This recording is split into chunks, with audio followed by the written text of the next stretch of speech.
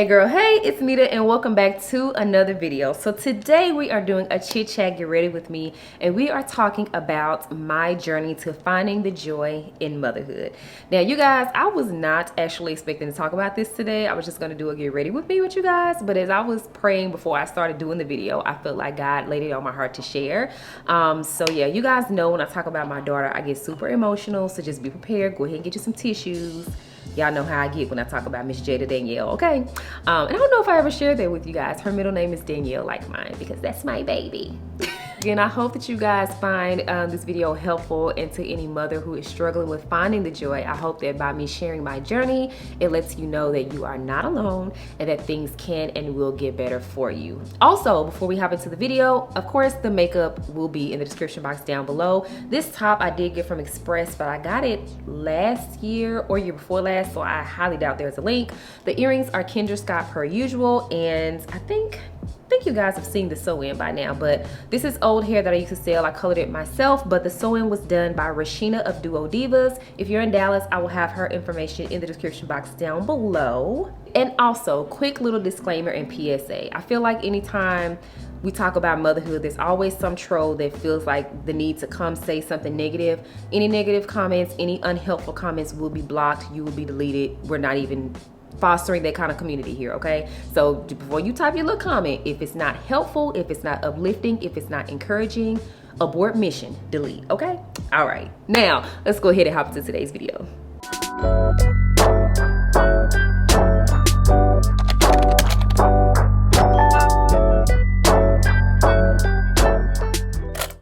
All right, you guys, we're gonna go ahead and hop into it. This is gonna be more of a chit chat, get ready with me. So I probably won't be mentioning the products that I'm using in the video, but I will have them all linked in the description box along with the shade that I'm using and all of that good stuff. This is the Milk mattifying primer. I initially was not gonna talk about this today, but as I was getting ready for the video, I felt like God was telling me to share.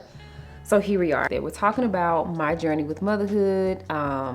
I guess kind of how I came to find joy in motherhood, because I honestly did not enjoy it for a very long time. And it took me a long time to even admit that.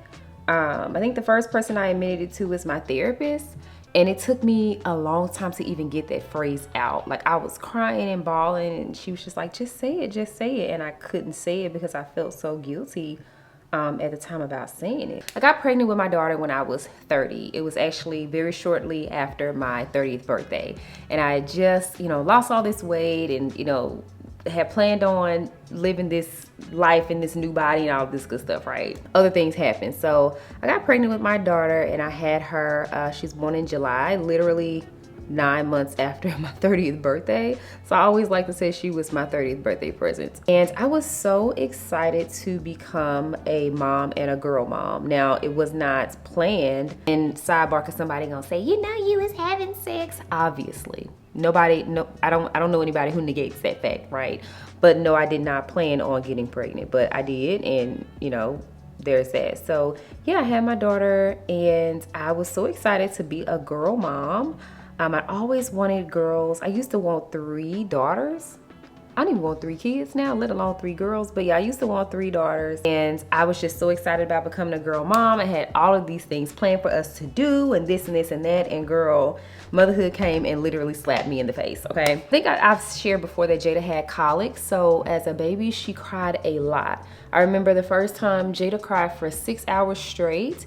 And we called the doctor and they told us to bring her in because that was not normal. And they did all this tests, long story short, to tell us that she had colic. And I'd never heard of colic before. And I remember when I called and told my mom, my mom and my aunts had heard of it, but nobody in my family experienced it. But in my close friend circle, I was and still am, well, no. I was the second one with the kid. My friend Shania had her son. And that's it. Most of my friends did not have kids. So I didn't really have many people to talk to about motherhood that would relate. Now, my friends, of course, were there. They were supportive. They're Jada's aunties, but, I can only talk to them to a certain extent. And again, not that they won't be there and they won't listen. They just don't understand because they don't have kids. All they can do is just lend me a listening ear and, hop in to help when they can. So anyhow, I found out she had colic, and I remember, you know, my family was already very supportive, as well as her dad's family. They would always come over to see her. At that time, I lived really close to my mom's job, so she would come over like on her lunch breaks. She would come over after work to keep Jada. And then on the weekends, her dad's family would come up to like see her and stay with her and stuff like that. But because she had colic, I had a hard time letting other people like keep her, really, because I was afraid of her getting on somebody's nerves because she cried so much. And I'm like, if she gets on my nerves and I'm her mom, but of course I would never like harm my child or anything like that. But it's like, if you are a mother, or if you've ever heard a baby cry consistently, uncontrollably for hours, just imagine, right? So it's like, if it gets on my nerves, but I'm her mother and, you know, I'm gonna deal with it because it's my baby, I didn't want her to possibly get on someone else's nerves or anything to happen to her. So with that being said, I had a very hard time allowing people to really like help me with her, because I just feared that, you know, she would get on other people's nerves. In addition to the fact that for some reason as a mother, I felt like I was supposed to do everything myself. I had a very hard time accepting help. I had a very hard time asking for help. I didn't feel like I should ask for help because I felt like it's my baby and I'm supposed to take care of her. Now, of course, outside of her daddy, you know, and at that time we were together, we were living together. So, you know, when he got home, you know, he would get her and everything. But even that, I just had a hard time because I felt like as her mom, I was supposed to do everything. Outside of, I think, the normal things that new moms and first time moms experience that can make it a little hard for us, I put a lot of self-imposed pressure on myself to just be this super mom and do everything, and I don't need help. I'm supposed to do it. This is my baby. I'm her mom. I'm just gonna do it all, right? That was just my mentality. And like I said, so when people would come by, my friends would come by, my family would come over, like, and they would want to keep her, like they would have her like, oh, go take a nap, oh, this and that. But I couldn't rest because anytime she would cry, anytime anything would happen, I'm popping up like, y'all all right? Y'all good? Everybody all right? You know, because I was just very self-conscious with her having colic that she would get on somebody else's nerves. And nobody ever told me that. I didn't experience that. That was just my, I guess, fear as a mom. So fast forward to a year later, her dad and I broke up. I was living on my own and, you know, a single parent, and adjusting to that, which, you know, it's just the little things where I couldn't just say, oh, I'm gonna just run to Target, watch her real quick, or oh, I'm gonna just run to do anything. I had to pack up her and, you know, the bag and a car seat to go literally anywhere, which I was not used to because I was with her dad. So if we needed to go run and do something like, you know, quick something, you leave the baby at home, go run, do what you need to do, come back, you know, because her dad was there. Or, you know, vice versa. He could go run and get whatever we needed and we didn't have to worry about getting her out. And again, if you have, you know, if you're a mom and you have small babies, you know, like getting out of the house with a young child is not an easy feat because you have to pack all of the things to take them literally anywhere because, you know, they need all of the things all the time. I felt like in that moment as a mom, I just changed so much. Like down to, and when I say change, of course, mentally, physically, even down to the fact, like when I was pregnant, I didn't have any issues with my skin and everything, but like after I gave birth, like I was swollen after I gave birth. I didn't have any swelling during pregnancy, but I had swelling after I gave birth. I had to change my deodorant. I had to change my soap. My skin changed. My skin on my face and everything changed. I got really, really dry and I had always had oily skin. So it was just like, who am I? Like I'm 30 years old and I felt like I knew myself. I knew my body. I knew what worked. And then now after I gave birth, it's like, who am I? Why is my skin changing? Why is my body reacting differently to these things that I've been using all of my life? Like, I feel like I was learning not only myself as a mother, but just myself as Shanita, the grown 30-year-old woman. Like, who am I now? Because what I thought I knew about myself and my body and all of these things, I don't know anymore because it's changing. I read that they call it the 4th trimester, but I was definitely experiencing the 4th trimester. So in addition to that, I also experienced postpartum depression, and it took my best friend telling me. My best friend is a labor and delivery nurse. If you guys saw like my Houston vlog when I went to Houston, she is a labor and delivery nurse. I did not know that I was experiencing postpartum depression. I always thought that it was like where you wanted to like harm your child, and I didn't want to harm my child, obviously, right? I know now I think they call it baby blues when it's not severe depression. Either way, I didn't know I was experiencing any of the things. I was struggling, but I just felt like it was a phase. I'll get over it, right? I will never forget, y'all. She came to visit because she lives in Houston. She came to visit and I opened the door and I was like, hey. And she was like, you need to get outside and get some vitamin D, because if not, I'm gonna tell you to go ask your doctor to prescribe you some medication. And I was like, what? Like, I couldn't, all I did was open the door and say, hey, and she looked like she saw a ghost. Mind you, I think I had got up and did my hair and makeup, and like, I was so excited to have a friend come in town because, again, I had Jada during the summer. Like I said, all of my friends, or most of my friends at the time, you know, they were working and stuff, so they would come see me, but it was mostly weekends and stuff like that. But through the day, I was at home with Jada by myself all day. And so, you know, like when her daddy came home, I used to be all in his face like, hey, what you do today? How you doing? Because I'm at home with a kid all day by myself, and I just needed some, you know, adult interaction just to talk to an adult and not goo gaga, you know. And so anyway, I was so excited she was coming in town, and I will never forget that she was just like, you are experiencing depression. And she just looked at me and she knew, like, oh wow. And she was like, I don't want it to get any further. Thankfully, I had her in the summertime. She was like, just go outside and get some vitamin D. It'll help your mood. You know, what's going on? Have you talked to your doctor? And so after, of course, she came in and sat down and we got to talking, I just told her, you know, that I was struggling, but I felt, I guess I felt bad for vocalizing that I was struggling. And even when I told, like, my mom knew and most my family, but they, you know, at that time, Jada was, like I said, under one, and they were like, most moms feel the same way. It's not just you. But I felt like it was just me, because a lot of people that I went to college with and high school with had kids around the same time. And I felt like I would get on social media and everyone was just having a grand old time. And of course, now looking back, like, this is social media. Nobody's gonna get on here and say I was struggling today, right? Because who wants to look back and remember that?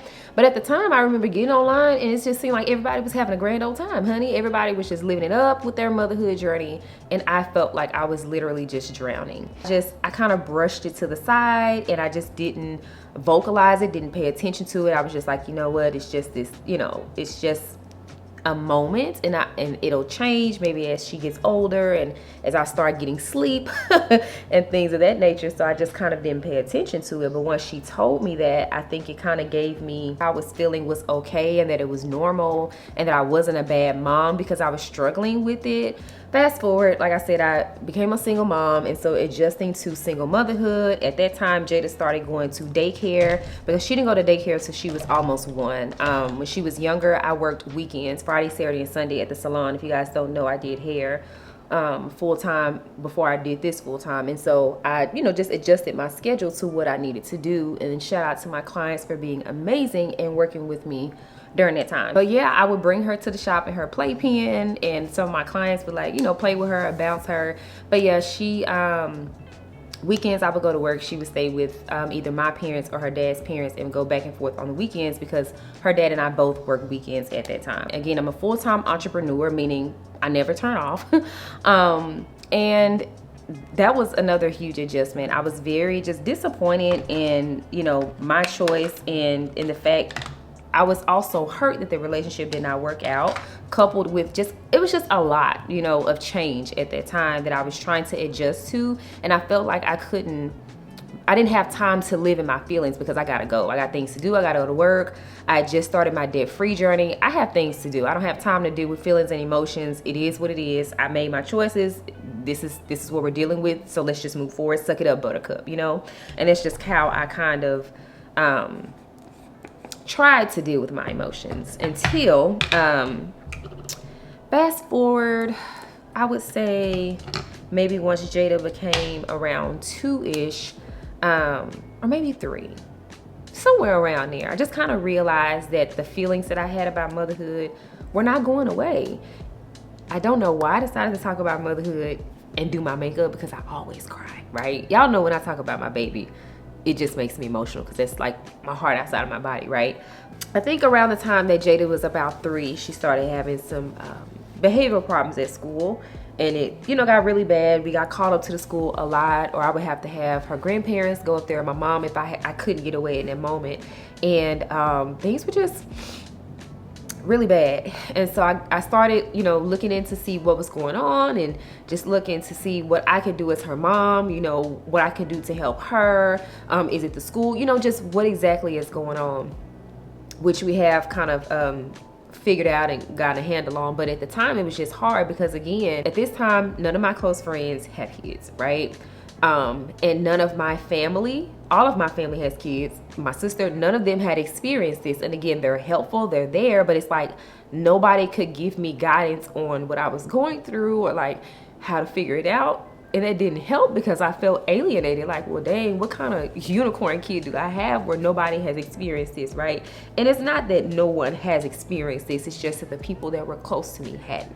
So at that time, I started looking into therapy for Jada. And I also decided, you know what, I'm going to look into therapy for myself. Shout out to my mom. She has always... ever since I became a mom, she always told me, like, Shanita, don't lose yourself. You still have to pour into yourself. You cannot pour from an empty cup. She has preached that to me ever since my daughter was a baby. And I remember the first time Jada stayed away from the house, my mom was very adamant. Matter of fact, it was right after the 6-hour crying spell that Jada had. We went to the emergency room and all of that. And she was like, you know what, this weekend, bring her over so I can keep her at the house because I can't keep her at your house. You won't sit down somewhere. She was like, bring her to the house so you can just, y'all can have a good weekend and just chill and catch a break. And I was like, no, she's too young. I would, you know, I can't do that. I would never do that. Again, I'm her mom. I got to do it. It'll be fine. And y'all, I remember maybe another night or two after that, it was another 4 or 5 hour crying session. I was like, you know what? I'm gonna take her to my mom's house. And so I don't even know why I mentioned that. But anyway, my mom has just been very instrumental in not just supporting and helping with watching Jada and things of that nature, but she was just very big on me not losing myself in motherhood and telling me that you don't have to do it by yourself. We're here to help you. You gotta let us help you. Like, it's okay. You're not a bad mom because you need help. You're not a bad mom because you need a break. That's normal. That's okay. You have help. Use it, right? So like I said, around the time I think Jada was around 3, I realized, like, I really took heed to what my mom was saying, especially because, like I said, at that time I was working a lot of hours trying to get out of debt. And then, like I said, doing the things at school. So we're following these different things at home, you know, helping her through her emotions and things of that nature. And I was just very overwhelmed with all of the things of life. So not in addition to work, in addition to motherhood, just life at that time was just a lot. And so I started going to therapy. And I never gone to therapy, honestly, never looked into it. I'd only heard of therapy for people who had like mental illnesses. I never heard of therapy for any other reason. So at this time, you know, I think therapy, you know, is becoming more mainstream and you hear about it just for people who don't have mental illnesses. And I hope that this is politically correct. I don't know the word. I just say mental illness. I don't know what else to call it. And I apologize. I'm not trying to offend anyone.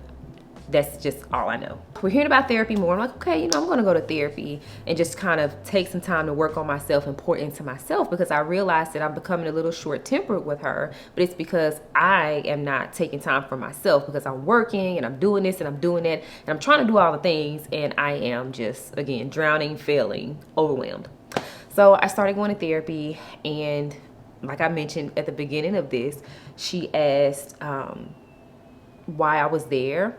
I was there for multiple reasons, but one of them was I was like, I'm really struggling with my role as a mother.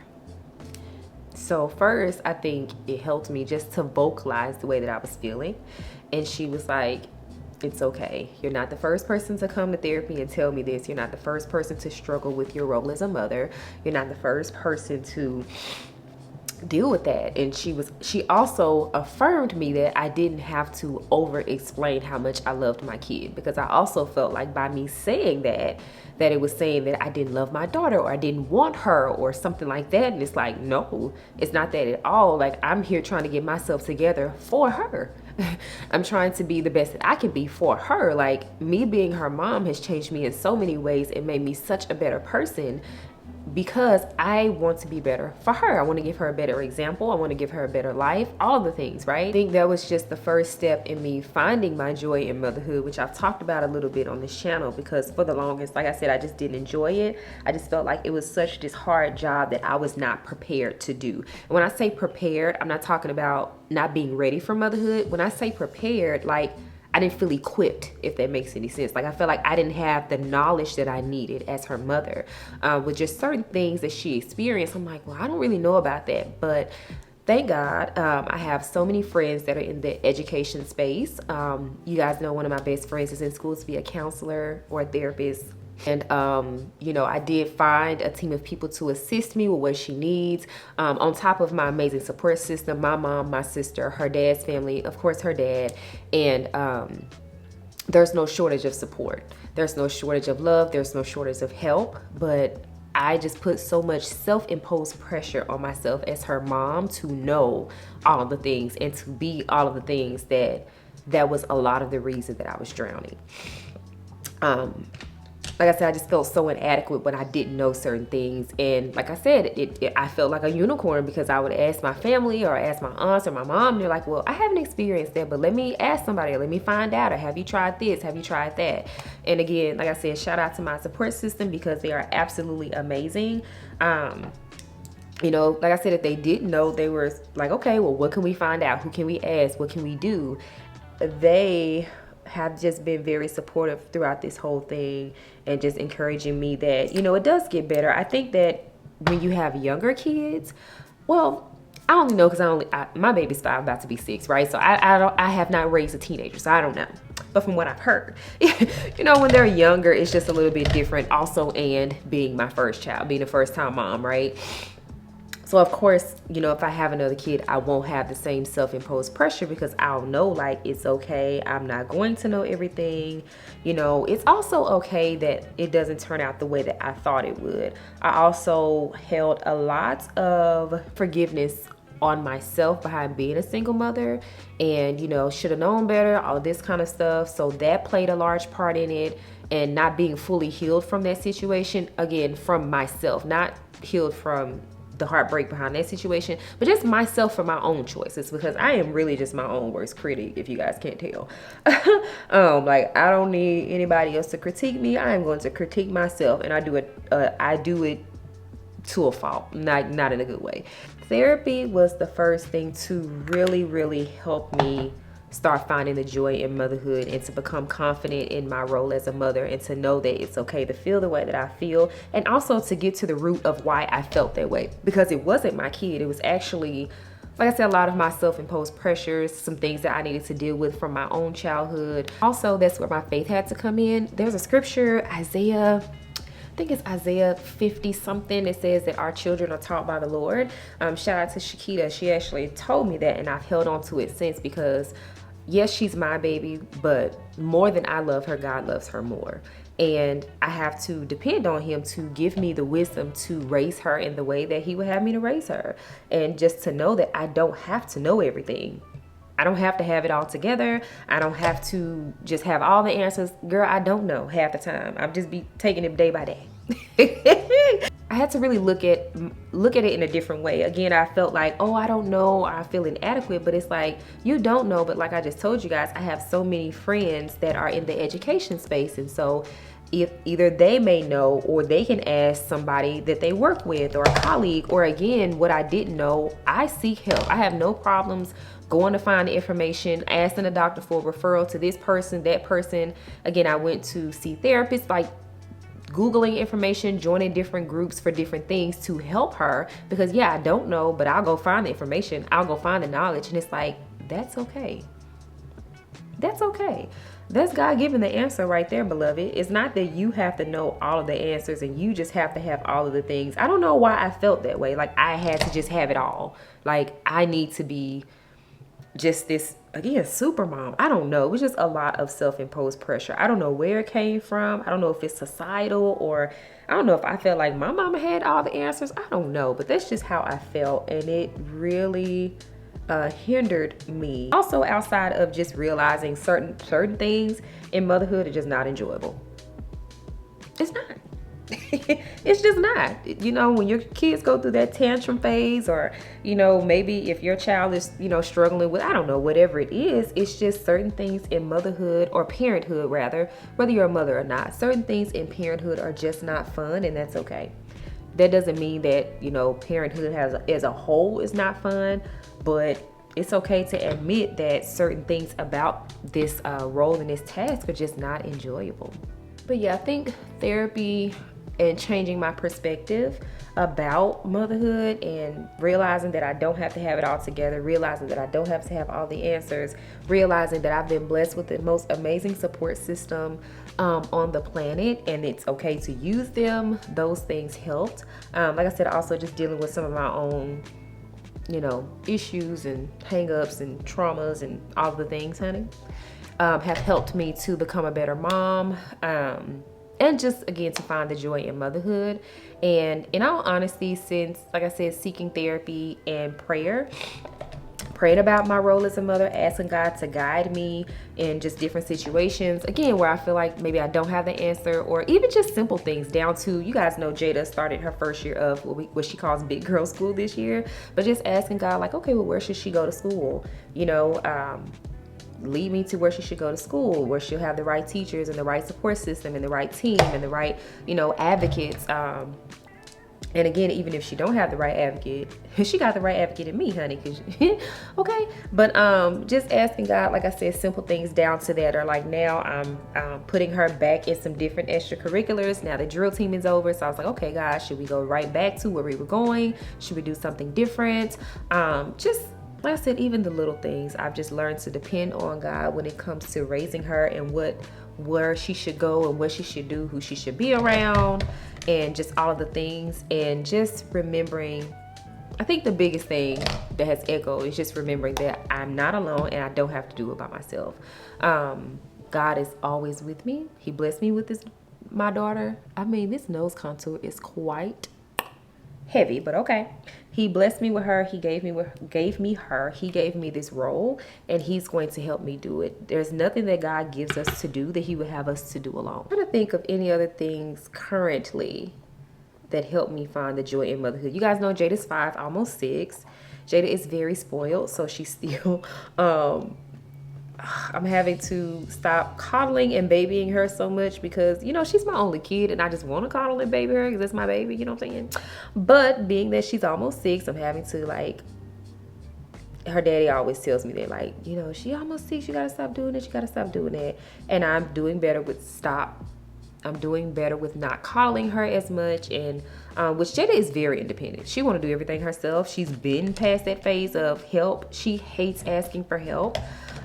Which I'm like, oh, that is such my child. But I'm like, okay, Jada, if you try and if you need help, just ask for help. I'm not gonna come take over, but I can assist you, you know. And she's also such my child. She hates doing things wrong as well. And if she's not good at stuff, she gets so frustrated. Again, she is such my child. I'm the same way. And so there's so many things that I learned through her, because kids will really show you. They're really like little mirrors, you know, like it's things that I didn't even realize I did until she started doing them. And I'm like, where did you get that from? And it's like, oh, she get that from me. Ooh, I need to change that. Or she'll say things like the other day, y'all, she checked me. We were in the kitchen and she asked me to do something. And apparently I was like, but I didn't realize I did that. So anyway, we were in the kitchen. She asked me to do something and I'm doing it. She said, Mommy, I'm sorry to make you embarrassed. And I was like, what do you mean embarrassed? What? I was like, I'm not embarrassed of you. So I get down. I'm like, what do you mean, Jen? I'm not embarrassed of you. I love you. And she's like, well, every time I ask you to do something, you say, I was like, oh God. I was like, I am so sorry. I said, Mom, I'm so sorry. I said, well, that's not embarrassed. I said, but Mommy's not embarrassed of you. I love you so much. And I said, I'm so sorry. Mommy will try to do better with doing it. I said, if I do that, Mommy's just probably tired. But I said, but I'm sorry. And so she's like, I'm sorry to make you tired, Mom. I said, you don't make me tired, Mommy just need a nap. I said, but it's not you. But it's just little things like that that she brings to my attention that I don't realize that I'm doing. And I never want her to feel like she's a burden or she's getting on my nerves. So now I try to be very conscious, especially in days like that day I was just very tired. And you know, if you had a long work day and your kids get home and they at your neck, it's Jada's that girl. When she get in the car, honey, she gonna talk. She gonna tell me about her day, honey, and you know, so it's like, it's turn up time, okay, when Jada gets in the car. Let me go ahead and finish my eyes, honey, and this makeup, because I have been before y'all way too long.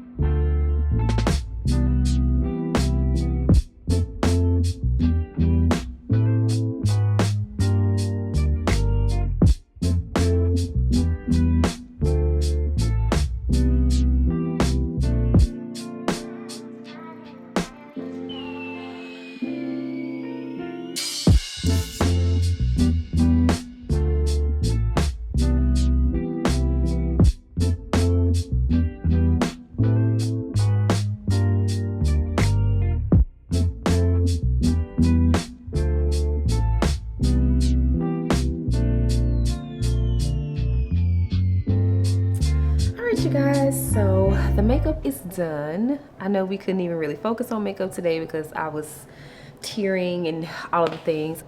Yeah, so I hope that you guys enjoyed today's video. I hope that you found it helpful, and I just really pray that any mother who is struggling out there, that you know that you're not alone and that it's okay, and that it can get better.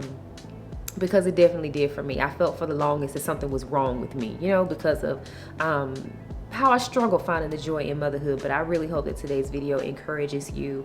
Leave a comment down below and let me know, the moms out there, your experience, if you experienced this and what you do to find your way. If you've had a journey of finding the joy in motherhood, leave a comment down below, because my prayer is that someone who's needing to see this video, that my story and maybe some of you guys' stories will help and resonate with them. Also, leave a comment down below if you would like to have more motherhood chats. Well, I shouldn't say if, because we're gonna do it anyway. But as I found joy in my motherhood journey, I do want to talk about it more, because I just see a lot of moms struggling, and I think it's because a lot of us are not more vocal about our experience. And I understand truly why people aren't honest and open about their experience if it's not super favorable, because moms can be some of the most judgmental people. And you would think that someone who's a mom would be more understanding because you know that journey. But other moms can be even more judgmental than, in my experience, people who are not mothers. Like I find that hard to believe, but it's been the truth, again, in my experience. That just because I struggle with finding the joy in motherhood does not mean that another person who did not struggle with that is not being honest. Everyone's journey is different. Everyone's children are different. Everyone's experience is different. Everyone's love story, all of those things. Everybody's experience is different. So I'm not saying that if someone is saying that motherhood is just, you know, rainbows and sunshine, that they're lying, because it could definitely be their experience. I'm just sharing because it was not my experience. I had to work at finding the joy. And for anyone else who is walking that journey, I just want you to know that you're not alone, you know, and that you're not a bad mom. The fact that you want to find the joy and you want to be a better mother for your child, I feel like that alone just says how great of a mother you are, because you care and you're trying to get better. So yeah, let me get off because I'm tearing up again, and we're not going to do that. We look too good, honey. Again, I will have all the products that I used in today's video down below. Thank you guys so much for watching. I appreciate you more than you know, and I will see you in the next video. Bye.